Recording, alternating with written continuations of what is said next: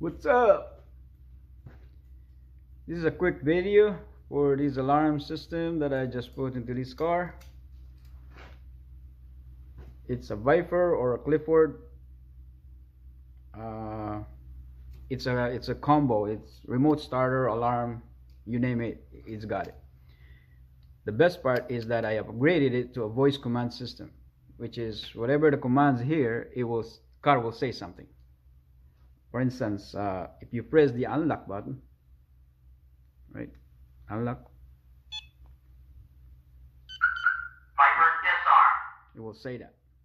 If you press the lock button, Viper arm. it says arm. When it's armed, you cannot go near to this car, which is good when it comes to viruses, right? So this is what happened, Protected by Viper, stand back. right? Protected by Viper, stand back. So if you go near it, it will say that. And the best part is that it will say this, it will give you a signal that somebody went to your car closer, right? It will give you this signal.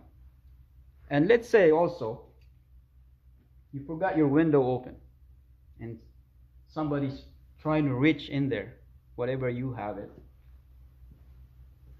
Protected by Viper, stand back.